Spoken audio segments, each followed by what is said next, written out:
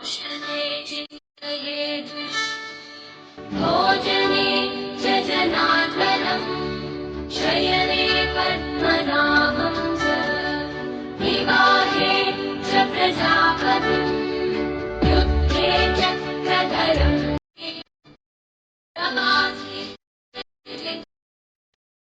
नारायणं तनुजाते श्रीधरं प्रियसङ्गमे. வணக்கம், கீதா டிவி. எங்கள் episodes on my interaction with God, என்னோட அனுபவங்கள் கடவுளுடன்.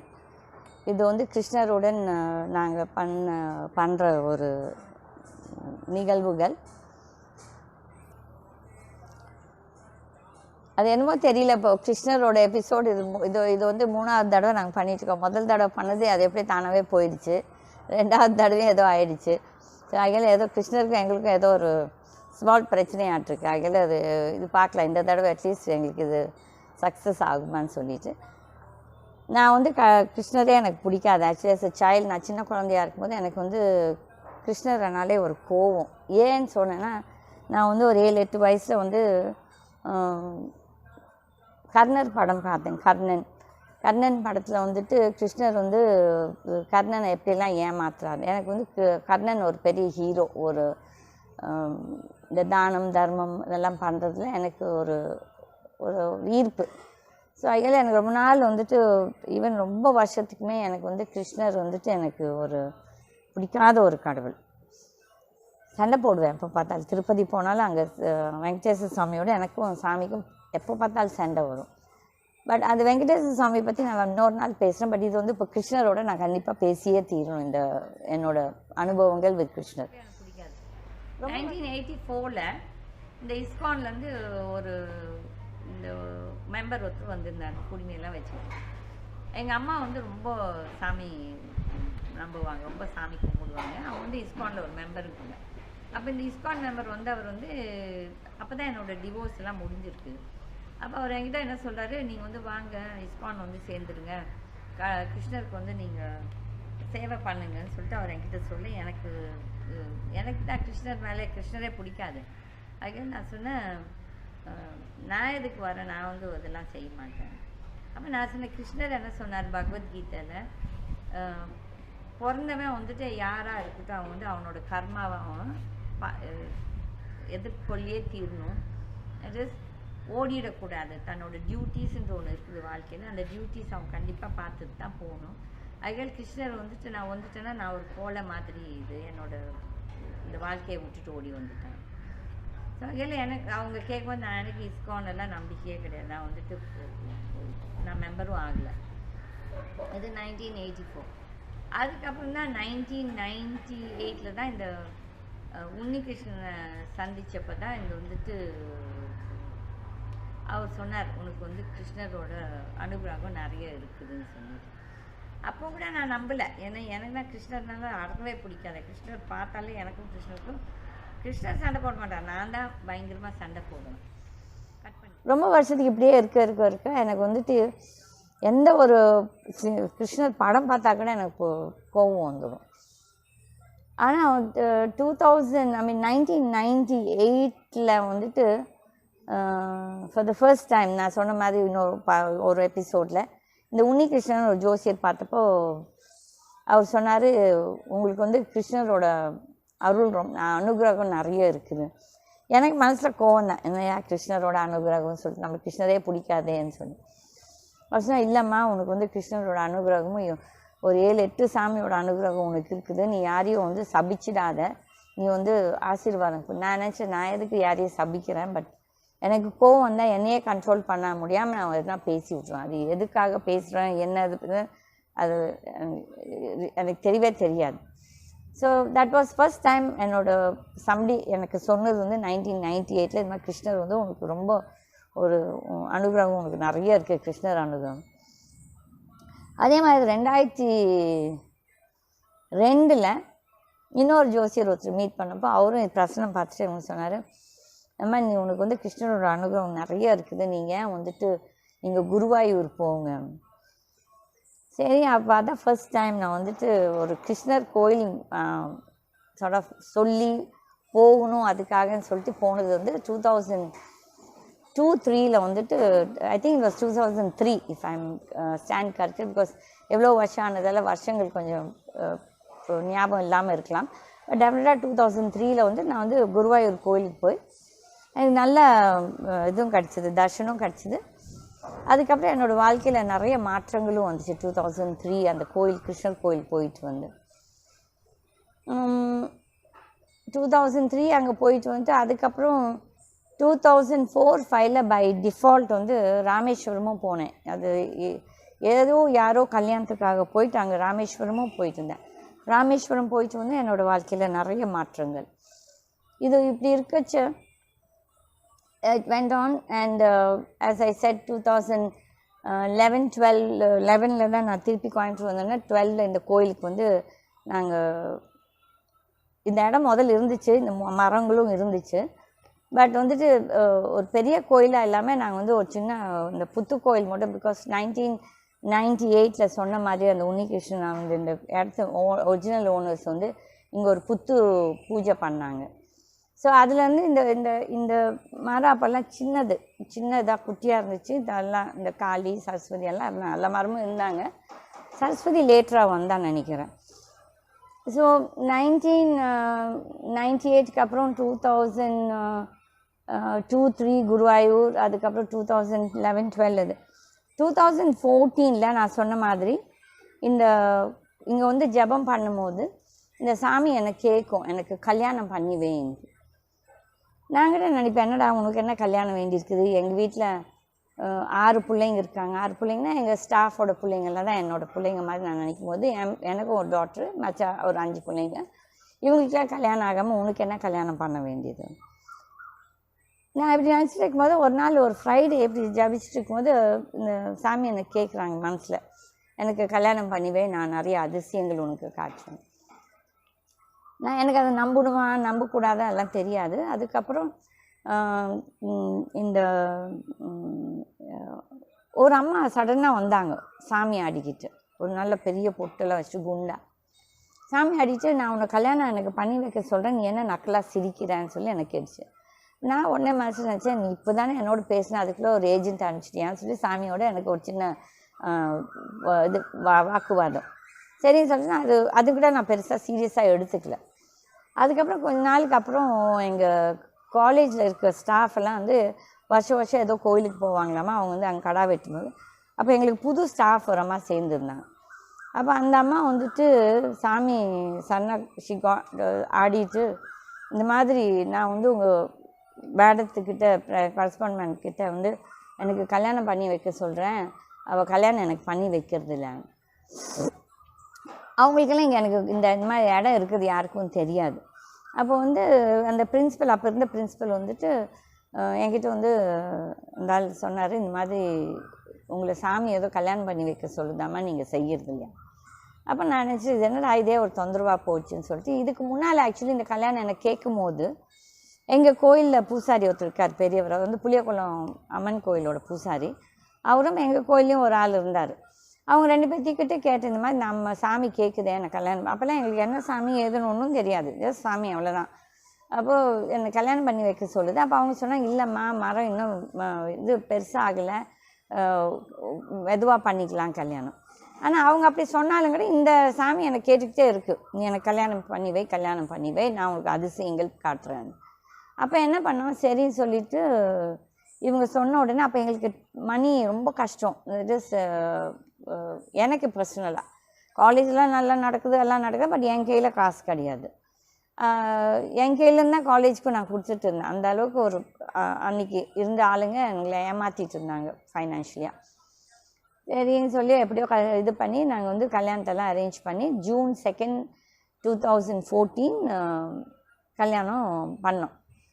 கல்யாணம் பண்ணிவிட்டு அது கல்யாணம் பண்ணுறதுக்கு முதல் நாள் இங்கே எல்லாம் அரேஞ்ச்மெண்ட்ஸ்லாம் ஆகிட்டுருக்கோம். பக்கத்தில் ஒரு கல்யாண மண்டபத்துக்கு அங்கே ஒரு யாரோ கல்யாணத்துக்கு வந்தவங்க ஒரு வயசான 2 பேர் வந்து இங்கே கோயிலில் கல்யாணம் ஆக போகுதுன்னு சொல்லி தெரிஞ்சுக்கிட்டு வந்து எங்ககிட்ட சொன்னார், இப்போல்லாம் யாரும் இந்த ஐதீகமே பண்ணுறதில்ல, கல்யாணம் எல்லாம் பண்ணுறதில்ல, அதெல்லாம் நீங்கள் வந்து இந்த கல்யாணம் இப்போ பண்ணுறாங்கன்னு சொல்லி கேள்விப்பட்டோம்.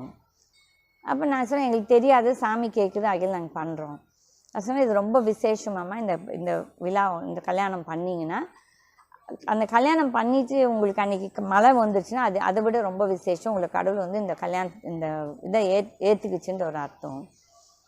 ஆனால் நான் முதல்ல சொன்ன மாதிரி எனக்கு அந்த ஒரு சின்ன லக் இருக்குது. எப்போவும் அந்த விநாயகர் பற்றி கூட பேசும்போது நான் சொன்னேன் எப்படி அந்த கும்பாபிஷேகம் பண்ணப்போ மழை வந்துச்சுன்னு. இதெல்லாம் இப்படி இருக்கச்சு இதுக்கு முன்னால் வந்துட்டு இந்த சரின்னு சொல்லி அந்த 2014 ஜூன் 2 வந்து கல்யாணம் நல்ல விதமாக நடந்துச்சு. அதுவும் கூட அந்த நிகழ்வுகள் கொஞ்சம் நாங்கள் இதில் போட்டு காட்டுறோம் உங்களுக்கு எப்படி கல்யாணம் பண்ணோம்னு சொல்லிட்டு. ஆனால் நாங்கள்லாம் ஐயருங்களுக்கு விட்டுட்டோம். ஏன்னா எங்களுக்கு எதுவும் இதை பற்றி தெரியாது. அதெல்லாம் அந்த ஐதீகம் என்ன பண்ணணும் ஏது பண்ணணும்லாம் தெரியாது. இது இப்படி இருக்கச்ச நான் சொன்ன மாதிரி அன்றைக்கி கல்யாணம் நடந்து சாயந்தரம் ஒரு 4 மணி இருக்கும். மழை பிடிச்சது பாருங்கள். அன்றைக்கி மழையே ஒன்றும் இல்லை. ஆக்சுவலி ஒரு 15 நாள் 20 நாள் மழை வரும் மழை வரவே இல்லை. இது பண்ணிகிட்டே இருந்துச்சு. அன்றைக்கி பிடிச்ச ஒரு மழை ஒரு 2-3 மணி நேரம் கொட்டுன்னு கொட்டுச்சு. அப்போ நான் எப்போ கடவுள்கிட்ட என்ன சொல்லுவேன்னா எனக்கு மழை மழை நான் எதனா ஒரு செஞ்சேன்னா அந்த மழை தான் என்னை ஆசீர்வதிக்கிற மாதிரின்னு சொல்லி நினைப்பேன். ஸோ மழை கொடுத்தோன்னா சொன்னேன் தேங்க்யூ காட், நீ என்னை வந்துட்டு ஆசீர்வதிச்சிட்டேன்னு சொல்லி எனக்கு ஒரு சந்தோஷம். அது முடிஞ்ச உடனே அடுத்த நாள் வந்துட்டு எங்களுக்கு வந்து இந்த ஐதீகம் நிஜமாகவே ஒன்றும் தெரியாது. நிறைய பேர் வந்துட்டு ஒரு அம்மா சாமி ஆடிட்டு வந்துட்டு சொல்லியிருக்கிறாங்களாம்மா, நான் இல்லை அப்போது இந்த மாதிரி எனக்கு நான் அம்மா வந்திருக்கேன், எனக்கு சாப்பாடே வைக்கல. 2 நாள் கண்டினியூஸாக ஏதோ ஒரு இது ஒவ்வொருத்தரும் யாரோ சாமி ஆடிட்டு எங்களுக்கு இது பண்ணல அது பண்ணல கடவுள் கேட்டுகிட்டே இருந்துச்சு. எனக்கு சரியான கோவம். நான் சொன்னேன் நீ எப்போ பார்த்தா என்னையே ஏதோ ஒன்று கேட்டுருக்க, இதை செய் அது செய் இது செய், நீ கேட்குறதெல்லாம் நான் செஞ்சுருக்கிறேன்.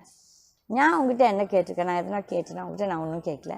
பட் நீ தான் சொன்னேன் இந்த மாதிரி நான் உனக்கு நான் எங்கள் ஸ்டாஃப் கிட்ட சொல்லிட்டேன். அவள் என்ன கேட்குறாளோ அவளுக்கு பொங்கலோ ஏதோ ஒன்று பண்ணி வைங்க, பொரியோ இல்லை ரவுலோ என்ன வேணால் வச்சிடுங்க. ஆனால் சொல்லிட்டு 3ஆவது நாள் நான் சாமிக்கிட்ட சண்டை போட்டுக்கிட்டேன். நான் தான் எப்போ சாமிகிட்ட சண்டை போடுறது, அவங்க எப்போ என்கிட்ட சண்டையே போட மாட்டாங்க. நான் தான் எனக்கு கோவம் வச்சுன்னா என்ன பேசுகிறேன் ஏது பேசுகிறேன் எனக்கு ஒன்றும் தெரியாது. அப்போ நான் சொன்னேன் நான் உங்ககிட்ட எதனா கேட்டிருக்கேன்னா எனக்கு இதை கொடு அதை கொடுன்ட்டு, நீ கேட்குறதெல்லாம் நான் செய்கிறேன்ல, நீ தானே சொன்ன அதிசயம் காட்டுறேன், நான் உன்னை கேட்டேன், நீ அதிசயம் காட்டுன்னு நான் கேட்டேன், கேட்கல இல்லை. அப்போ நீ அந்த அதிசயத்தை காட்டு. இந்த 10-15 நாளுக்குள்ளே நான் இனிமேல் வரமாட்டேன் இந்த கோயிலுக்கு. எங்கள் ஆளுங்க உனக்கு வேலைக்கு ஏற்றுவாங்க, எல்லாம் பண்ணுவாங்க, இந்த சாப்பாடு கீப்பாடு உனக்கு என்ன வேணுமோ பிரசாதம் எல்லாம் வைப்பாங்க, நான் வரமாட்டேன் கோயிலுக்குன்னு சொல்லிட்டு வரல. அதில் எங்கள் பிரின்ஸிபல் இருந்தாலும் சொன்னோன்னா இந்த அம்மா சாமிக்கிட்ட கோபிச்சுக்கிச்சாம்மா சொல்லிட்டு நக்கல் பண்ணியிருக்கேன். நான் அதை பற்றி கவலை பண்ண மாட்டேன். யார் என்ன நினச்சாலும் சாமிக்கிட்ட நான் சண்டை போடுவேன். ஆமாம், ஏன்னா எனக்கு என்னோடய சாமி, அவங்க எனக்கு அப்பா அம்மா மாதிரி. நான் அவங்களோட தான் சண்டை போட முடியும், மற்றவங்களோட சண்டை போட முடியுமா? இல்லை. அதனால் கோவத்தில் வரல. அந்த 10 நாளுக்குள்ளார நான் ஒரு நாள் மதுரை போயிருந்தேன். மதுரை ஏதோ ஒரு வேலைக்காக போயிருந்தப்போ எங்கள் காலேஜுக்கு ஒரு யாரோ ஒருத்தர் எங்கள் நர்சிங் ஸ்டூடெண்ட் ஒரு பொண்ணு, ரொம்ப ஏழை பொண்ணு, அதுக்கு படிக்கிறதுக்கு வசதி இல்லை. அவர் அடாப்ட் பண்ணி நான் அந்த பிள்ளைக்கு படிக்க வைக்கிறேன்னு சொல்லிட்டு ஃபீஸ் கட்ட வந்திருக்கிறாரு எங்களுக்கு தெரிஞ்ச அவர் மூலியமாக. அப்போ நான் அவரை பார்க்கவும் இல்லை. அவர் என்ன நினச்சாரோ எது நினச்சா, அவர் ஆக்சுவலி இந்தியாவுக்கு பிஸ்னஸ் பண்ணணும்னு வந்திருக்கிறாரு. அப்போ எங்களுக்கெல்லாம் நாங்கள் ஏதோ ஃபைனான்ஸ் கேட்டுக்கு எங்களுக்கெல்லாம் கொடுக்க மாட்டேன்னு சொல்லிட்டாராட்டுருக்குது. நான் அவரை சந்திக்கலை. ஸோ அதில் எனக்கு அது உண்மையாக பொய்யா தெரியாது. பட் என் ஃப்ரெண்டு சொன்னார் இல்லை அவர் ஏதோ வேறு ஏதோ பிஸ்னஸ்க்கு அவர் கொடுப்பாராம, இந்த இதுக்கெலாம் கொடுக்க மாட்டேன்னு சொல்லி சரி விட்டுட்டோம். அப்போ அந்த அவர் என்ன நினச்சாரோ ஏது நினச்சாரோ சடனாக ஒரு செக்கை போட்டு கொடுத்தாராம 50 லட்சத்துக்கு செக்கை போட்டுட்டு ப்ரோ நோட் வாங்கலை, செக் வாங்கலை, ஒன்றும் வாங்கலை, எங்கிட்ட டாக்குமெண்ட் கூட வாங்கலை. அது எங்கள் ஸ்டாஃபை பார்த்து தான் கொடுத்துட்டு போயிருக்கிறாரு. அப்போ நான் நெக்ஸ்ட் டே வரும்போது அவங்க எனக்கு ஃபோனில் சொன்னாங்க இந்த மாதிரி அவர் இப்படி கொடுத்துருக்காருன்ட்டு. அதே டைமில் நாங்கள் ஃபைனான்ஸ்காரங்கிட்ட நாங்கள் ஃபைனான்ஸ் ட்ரை பண்ணிகிட்ருக்கோம். அதான் சொன்ன மாதிரி எங்கள் கம்பெனி ஒன்று மூடுனதால அதுக்காக பண்ணிகிட்டு இருந்தோம். ப்ளஸ் இந்த காலேஜ் ஃபீஸ் சேலரிஸ்லாம் கொடுக்குறேன். ஏன்னா ஃபீஸ் எங்கள் கைக்கே வராது. அங்கே இருந்த பிரின்சிபல் கொள்ளாடிச்சிட்டே இருந்தான்.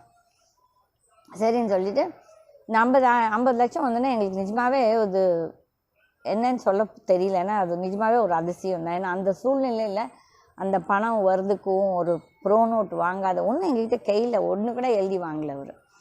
ஸோ ஆகியில் அது ஒரு பெரிய ஒரு ஒரு மிராக்கிள், டெஃபினட்டாக இட்ஸ் அ மிராக்கிள். அதே டைமில் வந்துட்டு எனக்கு வந்து ஒரு மெடிக்கல் காலேஜ் ஃப்ரம் வெளிநாட்டில் மெடிசன் ப்ரோக்ராம் பண்ணுறதுக்கு பார்ட் ப்ரோக்ராம் இங்கேயும் பார்ட் ப்ரோக்ராம் அங்கே பண்ணுறதுக்கு எனக்கு அதுக்கும் ஒரு இது ப்ரொப்போசல் கிடச்சிது. ஸோ இந்த 2 நிகழ்வுகளும் அந்த டைமில் நடந்தது. அது வந்து அதிசயம் சொல்லணுமா இல்லாட்டி அதிசயம் இல்லைன்னு சொல்லணுமா, அது வந்து என்னை பொறுத்தவரையிலையும் அது ஒரு மிராக்கிள் தான். அப்போது இந்த மெடிக்கல் காலேஜ் ப்ரோக்ராம் மட்டும் ஆஃப்டர் 3 இயர்ஸ் அதை நாங்கள் டிஸ்கண்டினியூ பண்ணிட்டோம். ஏன்னா பிகாஸ் எங்களுக்கு வி ஹேவிங் எங்களுக்கு நிறைய ப்ராப்ளம் வந்துட்டு இருந்துச்சு. இந்த மற்ற மெடிக்கல் காலேஜ்காரங்க ப்ரெஸ் மூலிமா எங்களுக்கு இது ப்ராப்ளம் பண்ணிட்டு இருந்தாங்க. ஏன்னா நாங்கள் வந்து அந்த காலேஜ் வந்து டொனேஷன் வாங்க மாட்டோம். அது வந்து அந்த பசங்களுக்கு வந்து ஒரு ஹெல்ப். அவங்க வந்து மெடிக்கல் போய் அங்கே போய் படித்தாங்கன்னா எம்டி கூட டேரெக்டாக பண்ணனா எம்டி பண்ணும்போது அவங்க சம்பாதிக்கலாம். So it was a nice program. நம்ம இந்தியன் ஸ்டூடெண்ட்ஸ் யாரெல்லாம் வசதி இல்லையோ 1 கோடியெல்லாம் கட்டுறதுக்கு இந்த ப்ரோக்ராமில் சேர்ந்தாங்கன்னா அவங்க நல்லாவே படிச்சுட்டு வந்து அங்கேயே ப்ராக்டிஸும் பண்ணலாம். பட் அந்த ப்ரோக்ராமை நாங்கள் வந்து இது பண்ணிட்டோம், க்ளோஸ் பண்ணிட்டோம். அந்த பசங்களை எல்லாத்தையும் அவங்களுக்கு கயானா அனுப்பிச்சி விட்டுட்டோம். ஸோ அதில் அந்த ப்ரோக்ராம் இல்லை. பட் அந்த சூழ்நிலை இந்த 2 இது நடந்தது எனக்கு. That was in 2014. 2015 என்னோட எங்களுக்கு காலேஜில் நிறைய ப்ராப்ளம்ஸ் வந்துட்டு. எங்களுக்கு ஃபீஸே வராது, எங்களுக்கு பணமே இருக்காது. நான் ஒவ்வொரு மாதம் இந்த ஸ்டாஃப்க்கு சம்பளம் கொடுக்கறதுக்கு கடன் வாங்கி அப்படியே கொடுத்துட்டு இருந்தேன். அப்போ வந்துட்டு ஆனால் ஆக்சுவலி கலெக்ஷன் ஆகிட்டு இருந்திருக்கு. இதெல்லாம் வந்து அங்கேருந்து அவங்க திருடிட்டு இருந்தாங்க, அந்த பிரின்சிபல் எல்லாம். நான் அது வந்து ஒரு எபிசோடாகவே பண்ணியிருக்கேன், அது உங்களுக்கு தெரியும், போட்டு காட்டுறோம். இங்கே அந்த 2015 வந்துட்டு இந்த ஆள் எப்படியோ இந்த பிரின்சிபல் எக்ஸ்போஸ் ஆகிட்டு வெளியே போயிட்டாரு. அது வந்து நான் வேறு ஒரு எபிசோடில் அது எப்படி நடந்ததுன்னு இன்னொரு இது சொல்கிறேன். பட் இந்த கிருஷ்ணரை பொறுத்தவரையிலும் எங்களோட அனுபவங்கள் வந்து நான் உங்களுக்கு வந்து என்ன சொல்லணும்னா, இது வந்து 2015. நம்ம 2016, 17 மேல வந்துட்டு நான் வந்து எனக்கு ஒரு கெஸ்ட் வந்திருந்தாங்க. அந்த கெஸ்ட் வந்து கண்ணனூர் போயிட்டு கோயிலெல்லாம் பார்க்க தான் போயிட்டு இருந்தேன். அப்போ நான் சொன்னேன், அந்த சைடு நானும் கோயிலெல்லாம் பார்த்ததில்ல. என்ன கேட்டாங்க, வரீங்களா? வரேன்னு சொல்லிட்டு நாங்கள் கிளம்பினோம். அதுக்கு முன்னால் அந்த லேடி வந்து என்னத்துக்கோ தெரியல, நான் வந்து ஒரு ஜோசியரை பார்க்கணும் சொன்னோன்னே சரி நானும் வரேன்னு சொல்லிட்டு எங்களுக்கு அப்பாயின்மெண்ட் கிடச்சிருச்சு. அந்த ஜோசியர்கிட்ட அப்பாயின்மெண்ட் கிடச்சின்னா நாங்கள் வந்து எல்லாம் கோயிலெல்லாம் பார்த்துட்டு அங்கே வந்து ஒரு முத்தப்பன் கோயிலுக்கு போனோம். இந்த முத்தப்பன் கோயில் வந்து எனக்கு எங்கள் மெட்ராஸ் ஜோசியர் சொன்னார், முத்தப்பன் கோயிலுக்கு போங்கம்மான்னு. முத்தப்பன் கோயில் போனோன்னா அது நிஜமாக ஒரு அதிசயமான ஒரு இது. அது என்ன சாமின்னு எனக்கு தெரியல. அங்கே இருக்கவங்கள உட்காந்துட்டவங்கள கேட்டேன், இது என்ன சாமி? அப்போ அவங்க சொன்னது வந்து இது ஹரியும் ஹராவும் இது அந்த கேரளாவில் தான் கோயில் எல்லா நேரத்துலையும் திறந்துருக்காருல, அதுக்கு ஒரு ஸ்பெசிஃபிக் டைம், மற்ற டைம்லலாம் மூடி இருக்கும், நம்ம போய் சும்மா கும்பிட்டுட்டு தான் வர முடியும். அப்போ அந்த கோயிலுக்குள்ளே நிறைய நாய்ங்க இருந்துச்சு. நான் போய் உட்காந்துட்டேன் ஒரு இடத்துல உட்காந்து. சரி, நான் என்னோடய யூஷுவல் ஹேபிட், நான் ஒரு கோயிலுக்கு போனேன், உட்காந்து ஜபிப்பேன். அப்போ அந்த இடத்துல போய் உட்காந்த உடனே ஒரு வெள்ளை நாய் எங்கேருந்து வந்துச்சோ ஏதோ வந்துச்சோ என்னை வந்து அப்படி என் மேலே குதிச்சு எனக்கு இப்படி முத்தம் கொடுத்து என்னை ஆல்மோஸ்ட் ஒரு மனுஷன் எப்படி கட்டி பிடிச்சிட்டா, ஃப்ரெண்ட்ஸ், லாங் லாஸ்ட் ஃப்ரெண்ட்ஸ் இப்படி பார்த்து இது கட்டி பிடிச்சிப்போமா, அது மாதிரி இந்த நாய். நான் சொல்கிறேன் நோ நோ நோ நீ சிட்டுன்னு சொன்னால் அந்த நாய் பேச்சே கேட்கலாமா. நான் என்ன சொன்னேன், ஜபத்தில் உட்காந்தேன். அந்த நாய் என்னை இப்படி அந்த ஜபத்துலேருந்து இப்படி என்னை அப்படி இது பண்ணிவிட்டு இப்போ சடனாக காணாமல் போயிடுச்சாமா. இது வந்து என்னோட வந்த ஃப்ரெண்டு, அவங்க ஜோதின்னு சொன்னாங்க. அவங்க தான் சொன்னாங்க, இந்த மாதிரி எல்லோரும் அங்கே இருக்கவங்க எல்லோரும் ஆச்சரியமாக பார்த்துட்டு இருந்தாங்க அந்த நாய் பண்ணுறதெல்லாம் உன்னை பார்த்துட்டு. அதுக்கப்புறம் நான் ஒரு நாள் அது முடிஞ்ச உடனே அடுத்த நாள் தான் இந்த ஜோசியரை பார்க்க போனோம். அவர் வந்துட்டு ஒரு பெரிய ஃபேமஸ் ஜோசியர் கண்ணனூரில். அவர் வந்துட்டு சொல்கிறாங்க, அவர் வந்து அமித்ஷாவுக்கும் மோடிக்கும் ஜோசியர்னு சொல்லிட்டு. எங்களுக்கு அது தெரியாது, நாங்கள் போகும்போது எனக்கு தெரியாது. அங்கே போன அப்புறம் தான் அவரோட உட்காந்து அவர் என்னோட இந்த பிரசனம் போட்டார். பிரசனம் போட்டுட்டு அவர் உடனே என்ன செஞ்சார், அந்த அம்மாக்கிட்ட வந்த அம்மாக்கிட்ட என்ன சொன்னார், நான் வந்துட்டு இவங்களுக்கு ஒரு கோயில் இருக்குது, அந்த கோயிலில் வந்து பார்க்கணும். அப்போ நான் சொன்னேன், ஆமாம் எனக்கு ஒரு கோயில் இருக்குது, நான் வந்துட்டு உனக்கு அஷ்டமங்கல பிரசனம் பார்க்கணும்னு சொன்னேன். எனக்கு வந்து அஷ்டமங்கலம் பிரச்சனை எப்படி என்ன ஏதுன்னு எனக்கு ஒன்றும் தெரியாது. இதே இதுதான் அன்றைக்கி வந்துட்டு உன்னிகிருஷ்ணன் 98 சொன்ன மனுஷன், இந்த மாதிரி உனக்கு அஷ்டமங்கல பிரச்சனை பார்க்குறேன். எனக்கு அப்போல்லாம் ரொம்ப அந்த அளவுக்குலாம் எனக்கு இந்த பிரச்சனைக்கு இவ்வளோ வெரைட்டிஸ் ஆஃப் பிரச்சனை இருக்குதுலாம் எனக்கு தெரியாது. அப்போ அவர் வந்து எனக்கு பார்க்கணுன்னு சொன்னார்னா அவராகவே எனக்கு இது அப்போவே வெத்தலை வாங்க சொன்னார். எல்லாம் அந்த என்னெல்லாம் அஷ்டமங்கல பிரச்சனைக்கு செய்யணுமோ போய் வெத்தலை, பாக்கு, பழம், ஃப்ரூட்ஸ் எல்லாம் வாங்கிட்டு வந்து அதுக்காக அந்த சகுனங்கள் எனக்கு இது அப்போ தெரியாது, இதெல்லாம் சகுனம்னு சொல்லிட்டு. அப்புறமே லேட்டர் தான் எனக்கு அது தெரிய வந்தது. எப்படின்னா நாங்கள் சரின்னு சொல்லிட்டு வந்துட்டோம். அப்போ அவர் எனக்கு டெய்லி ஃபோன் பண்ணுவார். நான் வந்து May 15th வரேன், May 16th வரேன், நீங்கள் வந்து பிரச்சனை பார்க்கறதுக்கு மறந்துடாதீங்க. அவராகவே கூப்பிட்டுட்டே இருந்தார்.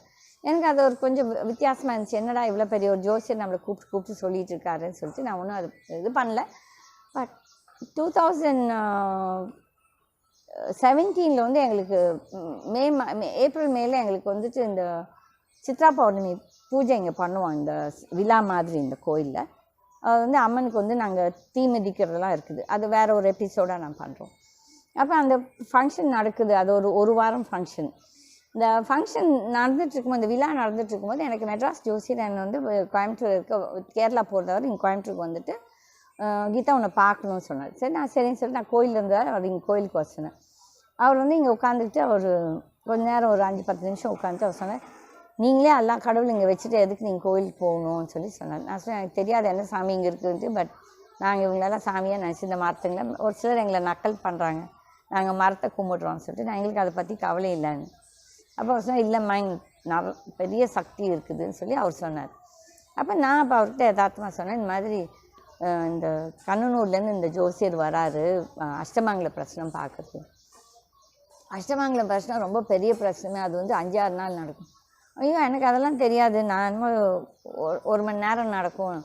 இல்லை அது 3 நாள் நடக்கும், 5 நாள் நடக்கும். ஒரு சிலருக்கு அது தகுந்தபடி இந்த சகுனங்களுக்கு தகுந்தபடி சகுனம் எல்லாம் நோட் பண்ணுவாங்க. அப்படின்லாம் எனக்கு தெரியாது. அப்போ தான் எனக்கு தெரியும் இந்த மாதிரி இந்த சகுனம் தான் வந்துட்டு வச்சு தான் அவங்க இந்த அஷ்டமங்கல பிரச்சனை பார்ப்பாங்க. சரின்னு சொல்லி அந்த May 14th or 15th or 16th ஏதோ ஒரு நாள் வந்து அவங்களும் வந்துட்டாங்க. இந்த கண்ணனூர்காரங்க. இந்த கண்ணனூர்காரங்க வந்தப்போ வந்துட்டு நாங்கள் இந்த கோயிலில் அவங்க வந்து காட்டிகிட்டு இருக்கும்போது எங்களுக்கு நாங்கள் ஒரு நாய் வளர்த்துட்ருக்கோம் இங்கே காலேஜில். அது வந்து ஒரு நாட்டு நாய் தான். அதுக்கு நாங்கள் பேர் வந்து பைரவின்னு வச்சுருக்கோம். இந்த பைரவி வந்து என் மேலே குதிக்க அந்த ஜோசியருக்கு வந்து அது ஒரு இதாக நோட் பண்ணிட்டார். என்னென்னா ஒரு ரோட் நாய்க்கு இவங்க வந்து பைரவின்னு பேர் வச்சுருக்காங்களேன்னு சொல்லி. அந்த நாய் எங்கள் கோயிலில் வந்துட்டு நாங்கள் எப்படின்னா கோயிலுக்கு கும்பிடும்போது சாமி கும்பிடும்போதெல்லாம் அது வந்துட்டு அதுவும் கூட வந்து உட்காந்துட்டு அந்த மணி அடிக்கும் போதெல்லாம் அது இப்படின்னு அது ஊன்னு கத்தும். அது வந்து ஆக்சுவலி ஒரு இதில் ஒரு அதுக்கிட்ட வீடியோ நாங்கள் போடுறோம். ஏன்னா அது வந்து நாங்கள் இங்கே யாகம் பண்ணும்போது அது உட்காந்துட்டு மணி அடித்தோன்னா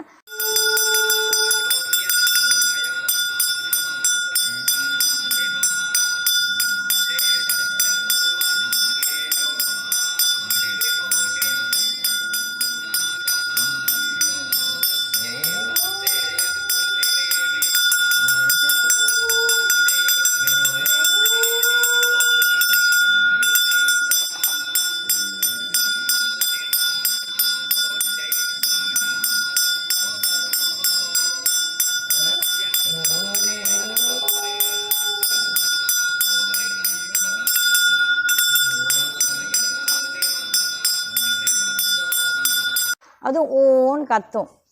இது வந்து இவங்க வந்து அஷ்டமங்கல பிரச்சனை ஒரு 5 நாள் பார்த்தாங்க. 5 நாள் பார்த்துட்டு சொன்னாங்க இதெல்லாம் இப்படி. அப்போ அவர் சொன்னாங்க இந்த மாதிரி உனக்கு வந்து கிருஷ்ணரோட அவங்களும் அதே தான் சொன்னாங்க, கிருஷ்ணரோட அனுகிரகம் உனக்கு நிறைய இருக்குது, மற்ற சாமி எல்லாம் சொன்னார். பட் நான் இப்போ கிருஷ்ணரை பற்றி பேசுகிறதால கிருஷ்ணரை பற்றி நான் மெயினாக சொல்கிறேன்.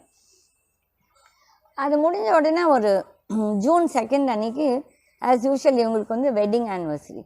அந்த கல்யாணம் பண்ண அன்றைக்கி June 2, 2014 எல்லோரும் வந்து இதை வந்து சிவா பார்வதின்னு சொல்லி அனௌன்ஸ் பண்ணேன். நான் சொன்னேன் இல்லை இது வந்து விஷ்ணு லக்ஷ்மின்னு சொல்லிட்டு நான் மட்டும்தான் விஷ்ணு லக்ஷ்மின்னு சொன்னேன். அது எதுக்காக சொன்னேன்னு எனக்கு தெரியாது. பட் நாங்கள் வந்து அன்னிலேருந்து இது கிருஷ்ணர் விஷ்ணுவாக நாங்கள் இதை அந்த பக்கம் வந்து இது வந்து மகாலட்சுமி. அப்புறமேல் இப்போ வந்து இந்த புதுசாக இந்த சின்ன கிருஷ்ணர் நீலாத்ரிநாதநாத ஜகநாத பாஹி மாம் क्षीरसिन्धुमध्यशेषसायिनं जगद्गुरुं सृष्टिनुजनहेतु रक्षणाभिकमलहृत्पदं तुलसीमिश्रकमलपुष्पकण्ठमालभूष இது வந்து நான் இந்த இதோடய நான் வந்து உங்களுக்கு வேறு இது சொல்கிறேன். அப்போ வந்து 2017 June 2 அன்றைக்கி நாங்கள் இங்கே பூஜை பண்ணிகிட்டு இருந்தோம், ஆனிவர்சரி இது. அதுக்கு முதல் வாரம் நான் டிசைட் பண்ணேன். ஆக்சுவலி அந்த இவர் ஜோசியர் வந்து இந்த இடத்த பார்க்கும்போது இங்கே வந்து ஒரிஜினல் புத்து ஒன்று இருக்குது, ஒன்று வந்து ஒரு இந்த ஆர்டிஃபிஷியலாக இந்த லேண்டுக்காரங்க அந்த பூஜை 98 பண்ணும்போது அவங்க ஒரு புத்து உருவாக்குனாங்க. அந்த புத்து வந்துட்டு எனக்கு முதல் நாள்லேருந்து அந்த புத்தை பார்த்தாலே எனக்கு ஒரு அவர்ஷன். அந்த இங்கே உட்காந்து நான் ஜபம் பண்ணாலே எனக்கு ஏதோ ஒரு அன்ஈஸி ஃபீலிங். அந்த புத்து சரியில்லை, புத்து யாரும் என் பேச்சு கேட்க மாட்டாங்க. இங்கே இருக்க இந்த தமிழ்காரங்களாம் ஐயோ புத்தை இது பண்ணக்கூடாது அப்படின்னு சொல்லிட்டு பயந்துப்பாங்க. பட் என்னை பொறுத்த வரையிலும் ஒன்று தப்புனா தப்பு தான். அது வந்துட்டு கடவுளெல்லாம் பார்க்க மாட்டேன். அது கடவுளாக இருந்து தப்பாக இருந்தாலும் கடவுள் தப்பு தான் நான் நினைப்பேன். அப்போ அன்றைக்கி வந்து அந்த செகண்ட் அன்றைக்கி நாங்கள் பூஜை பண்ணுறோம், ஃப்ரைடே. அதுக்கு முதல் வாரம் வந்து இந்த பைரவி நாய் வந்து அந்த புத்து மேலே போய் ஏறி உட்காந்து அப்படியே பிறந்துதாமா. அப்போ வந்து யாரும் நம்பலை நாங்கள் அது இது. அப்புறமேல் நான் அந்த செகண்ட் அன்றைக்கி வந்து உட்காந்தா அது என் ட்ரெஸ்ஸை பிடிச்சி இழுக்குது. என் ட்ரெஸ்ஸை பிடிச்சி இழுத்துட்டு ஊன்னு கத்திட்டு மறுபடியும் மண்ணில் பிறந்தது. அந்த மாதிரி ஒரு 10-12 தடவை செஞ்சிச்சு. அப்போ எங்கள் சாந்தமணிமா சொன்னேன், அம்மா அந்த பைரவி ஏதோ உங்கள்கிட்ட சொல்லுது. நான் சொன்னேன் எனக்கு என்ன சொல்லுதுன்னு தெரியும் இருங்கன்னு சொல்லி பூஜையெல்லாம் முடிஞ்சு வந்தேன். வெள்ளிக்கிழமை எல்லோரும் சொன்னோம் ஐயோ. நான் கடப்பாறை எடுத்துட்டு அந்த புத்து அப்போ ஆனால் அந்த ஜோசியர் வந்து சொன்னார் இந்த புத்தை கும்பிட உங்களுக்கு வந்து தரித்திரம் தான் பிடிக்கும். நான் சொன்னேன் இதே தான் நான் சொல்கிறேன். ஏன்னா எனக்கு யாரும் நம்புறதில்ல. ஏன்னா 98 மட்டும் நாங்கள் நல்லா இருந்தோம். அந்த என்னைக்கு வந்து இவங்க இந்த புத்து பூஜை பண்ணாங்களோ இந்த இடத்துக்காரங்க, அன்றைக்கி பிடிச்சது எங்களுக்கு ஏதோ ஒரு என்ன கிரகமோ தெரியல, அப்படி ஒரு கஷ்டங்கள் எங்களுக்கு. அப்போ எனக்கு உணருது. நான் எப்படி சொல்கிறதுன்னு தெரியல. நான் எங்கள் ஆளுங்களாம் நம்ப மாட்டாங்க. எது சொன்னாலும் நீங்கம்மா நீங்கள் சும்மா சொல்கிறீங்க. அப்போ அன்றைக்கி ஐ டுக் அ கால். அந்த மாதிரி யார் என்ன நினச்சாலும் சரி கடவுள் என்னை தண்டிக்கிறதான் தண்டிச்சு போட்டோம், அதை பற்றி கவலையே இல்லை சொல்லிட்டு. ஏன்னா எனக்கு தெரியும் அது ஏதோ அந்த புத்தில் ஏதோ தப்பு இருக்குன்ட்டு. அது வந்து அந்த உன்னிகிருஷ்ணன் அவங்ககிட்ட சொல்லி அவங்க உருவாக்கின புத்து. அது வந்து ஒரிஜினல் புத்து கூட. ஒரிஜினல் புத்து இந்த என் பின்னால் இந்த பக்கம் இருக்குது இது. சரின்னு சொல்லிட்டு அந்த புத்தை போய் நான் கிடப்பா எடுத்தேன். அப்போ என்கிட்ட ஒர்க்கர்ஸ் இருந்தாங்க. அவங்க சேர்ந்து எல்லாத்தையும் இந்த வெளியூர்காரங்க இருந்தாங்க. அவங்கள வச்சு தோண்ட பட் எனக்கே தெரியாமல் என்னையே அறியாமல் 6 அடி கீழே ஏதோ இருக்குதுன்னு சொல்லிட்டு இருந்தேன். இங்கே இருந்த கோயில் பூசாரி ஒன்றும் இல்லாமல் எல்லாம் நல்லதாக இருக்குது. நான் சொன்னேன் இல்லை சுவாமி இங்கே ஏதோ பிரச்சனை இருக்குது, இந்த புத்து ஏதோ சரியில்லை, எனக்கு நல்லாவே தெரியுதுன்னு சொன்னேன். இப்போ 6 அடி மட்டும் தோண்டினோம். அது தோன்றதுக்கு முன்னால் எங்ககிட்ட பழசாக வேலை செய்கிற ஒரு தன்னாசின்னு சொன்னார், ஆமாம் அவங்க 6 அடி மட்டும் தோண்டினாங்க அன்றைக்கி. அப்போ நான் சொன்னேன் ஏன் என்கிட்ட இவ்வளோ வருஷம் சொல்லலை. அவர் சொன்னால் நான் உங்களுக்கு தெரியும்னு நினச்சேன். எனக்கு எப்படி தெரியும், நானே ஊரில் இல்லாதப்போ எனக்கு எப்படி தெரியும் இந்த மாதிரி இவங்க தோண்டினாங்கன்னு சொல்லிட்டு. ஆமா 6 அடி மட்டும் தோணும். 6 அடியில் வந்து ஒரு இந்த இங்கிலீஷில் இந்த ஆஃப்ரிக்கன் இது ஊடு டால், இந்த செய்வினை வந்து ஒரு ஊடு டால் மாதிரி ஒன்று. அது வந்து எலும்பில் பண்ணி 2 காலும் பிச்சு 2 கையும் பிச்சு தலையிலெல்லாம் மையெல்லாம் அதை பூசி அந்த கண்ணுக்கெல்லாம் இந்த மாதிரி பச்சை கலரில் ஒரு கண்ணெல்லாம் போட்டு அது இருந்துச்சாங்க. நம்ம அதை எடுத்த உடனே நாங்கள் அந்த ஜோசியருக்கு ஃபோன் பண்ணால் அவர் வந்து பாம்பேயில் ஃப்ளைட்டில் இருந்ததால் அவரோட பேச முடியல. இப்போ எங்கள் மெட்ராஸ் ஜோசியர் சொன்னால் இல்லைம்மா அது ஏதோ ஒரு செய்வினை தான், நீங்கள் வந்து அதை உடனே எடுத்துடுங்க வெளியே. எடுத்துட்டோம். அது எடுத்ததுலேருந்து எங்களுக்கு நிஜமாகவே ஒரு difference in life. That is 2017 to 20 இப்போது மட்டும் நாங்கள் சொல்லலாம். ஒரு தேர் வாஸ் டெஃபினெட்லி ஒரு நிம்மதி, ஒரு இது அவ்வளோ ப்ராப்ளம்ஸ் இருந்ததெல்லாம் ஓரளவுக்கு இறங்கி வந்துச்சு. இதெல்லாம் உண்மை. நிறைய பேர் நான் சொல்கிறாங்க அது செய்வினை இல்லைன்ட்டு. ஆனால் நாங்கள்லாம் செய்வினை பார்த்துருக்கோம், இதால் பாதிக்கப்பட்டிருக்கோம். ஸோ நம்புறதவங்க நம்புங்க. பட் இது வந்து என்னோடய எக்ஸ்பீரியன்ஸ் தான் நான் உங்களோட ஷேர் பண்ணிக்கிறேன். நீங்கள் உங்களுக்கு நம்பிக்கை இல்லாத அதை பற்றி எனக்கு ஒரு பிரச்சனையும் கிடையாது. ஆனால் அது எடுத்த உடனே நிஜமாகவே எங்களுக்கு ஒரு வித்தியாசம் தெரியுது. நல்லா ஒரு காலேஜும் நல்லா ஓரளவுக்கு அந்த ஒரு பிரகாசமாக இந்த இடம் கூட அவ்வளோ இதாக டிஃப்ரெண்ட்டாக இருந்துச்சு. அப்போ வந்து சின்ன ஷெட்டு தான் இருந்துச்சு, இவ்வளோ பெரிய ஷெட்டு இல்லை. அதுக்கப்புறம் திஸ் ஹேப்பன் இன் 2017. நம்ம 18, 19 அதில் என்னோட கிருஷ்ணரோட டிஃப்ரெண்ட் இதில் வந்துட்டு இது வந்து நான் வந்து இது கிருஷ்ணர், இது இங்கே வந்து காளியம்மா, பைரவி, சரஸ்வதி, மற்றவங்களாம் இருக்கிறாங்க. பட் வந்து நான் கிருஷ்ணரே பிடிக்காத ஒரு பர்சனாக இருந்தவங்க கிருஷ்ணரோட நான் வந்து கிருஷ்ணர் என்னோட பேச ஆரம்பித்தாங்க. நான் பேசுகிற வரை கிருஷ்ணர் தான் என்னோட பேச ஆரம்பித்தாங்க. ஸோ அதில் நன்றி, வணக்கம்.